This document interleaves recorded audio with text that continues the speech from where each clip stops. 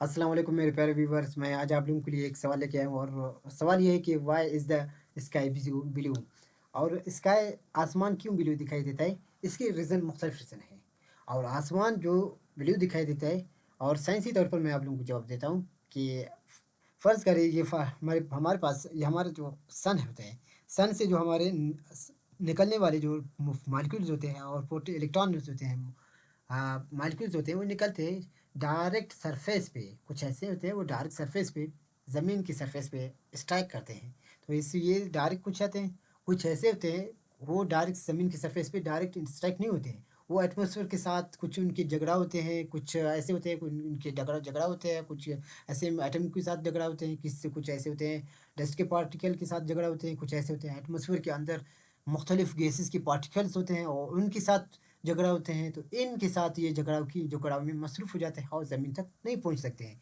तो इसी तरह यही ज ये जो मॉलिक्यूल से वो निकलते हैं वो इनके साथ टकराते हैं, मसरूफ़ रहते हैं, टकराव में मसरूफ़ होते हैं तो झगड़ा करते हैं। तो ये इसी तरह एक फोटॉन्स जब एक इलेक्ट्रॉन, एक मॉलिक्यूल्स निकलता है सन से, जब स्ट्राइक करता है किसी भी गैस मिक्सचर के मॉलिक्यूल के साथ, एटम के साथ या पार्टिकल के साथ जब टकराव होता है, तो वो मुख्तलिफ टुकड़ों में तब्दील हो जाता है, मुख्तलिफ पार्ट्स में तो वो तक़सीम हो जाता है। तो ये हर एक पार्ट्स मुख्तलिफ, इनकी वेवलेंथ बहुत कम हो जाता है, इनकी एनर्जीज़ कम होता है। हर एक पार्ट्स की अलग-अलग एनर्जी हो जाता है और मुख्तलिफ एनर्जीज़ डिवाइड होता है। एनर्जीज़ होता है एक मॉलिक्यूल की एनर्जी डिवाइड हो जाता है। देखो आप फ़र्ज़ करें एक मॉलिक्यूल है, ये 3 1 2 3 4 5 6 पार्ट में एक मॉलिक्यूल जब तब्दील हो जाता है, ज़ाहिर-सी बात है इसकी एनर्जी तो तक़सीम होगा हर एक पार्ट में।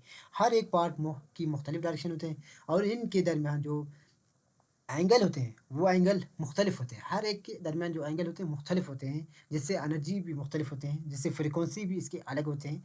और जिससे हम फ्रीक्वेंसी को हम जो मेज़र करते हैं वो हर्ट्ज़ से मेज़र करते हैं। तो इसी तरह ये जब निक स्कैटर्ड होते हैं, इस अमल को जब ये स्कैटर्ड हो जाते हैं, इस अमल को रिले स्कैटरिंग कहा जाता है।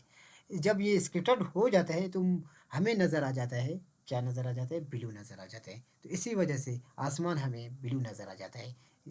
और इसी तरह कुछ ऐसे वो डार्क इनके साथ अगर एक मॉलिक्यूल इनके इस पार्टिकल के साथ जब टकराव टकराव किया तो दूसरा पार्टिकल इसके साइड से आ जाता है, फिर दूसरे पार्टिकल के साथ इनकी झगड़ा होते हैं। इसी तरह ये सारे एटमॉस्फेयर में इसी पार्टिकल की झगड़ा होते हैं। ये पार्टिकल की जब मॉलिक्यूल की झगड़ा होते हैं तो इसी तरह इसी वजह से आसमान ब्लू दिखाई देता है। ये मतलब सारा दिन इनकी झगड़ा होते हैं, इन झगड़ों की वजह से ये क्या होते हैं ब्लू दिखाई देता है। इसी तरह blue light remove by the additional scattering, हमेशा ये जो ब्लू लाइट्स होते हैं वो remove by the additional scattering होते हैं। इसी तरह आप देख सकते हैं हर एक जो यहाँ पर स्कैटरिंग होते हैं, इनके जो वेवलेंथ होते हैं वो 450 से 495 तक होते हैं। इसी वजह से जो इंसान के आम इंसान की जो आँख होते हैं वो डिटेक्ट करता है 400 से लेकर 700 नैनोमीटर तक वो डिटेक्ट कर सकता है। तो इसी वजह से कि ये जो वैल्यूज़ होते हैं, इनकी जो वैल्यूज़ होते हैं वो 400 से अबव है। इस वजह से हमें नज़र आ जाते हैं अम, इस वजह से हमें नज़र आता है ब्लू नज़र आता है।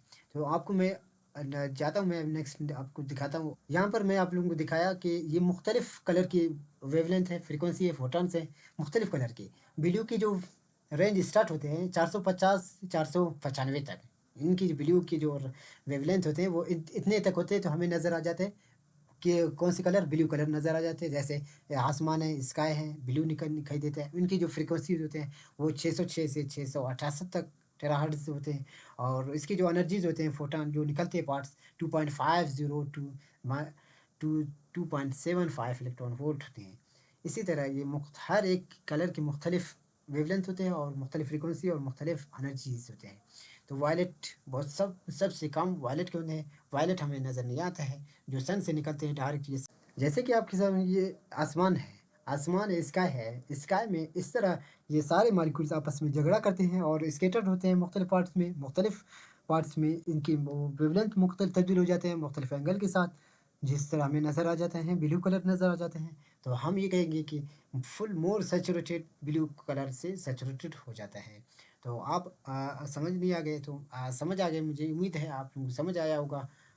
इससे रिलेटेड कोई क्वेश्चन है मुझे कमेंट सब बॉक्स में आप सब क्वेश्चन पूछ सकते हैं। अगर आपने हमारा अब तक चैनल सब्सक्राइब नहीं किया, प्लीज़ सब्सक्राइब करें, बेल आइकन को बटन दबाएँ ताकि हर नए आने वाले तमाम वीडियो की नोटिफिकेशंस आप तक पहुंच जाए। Thanks for watching video. मिलते हैं अगले वीडियो के साथ।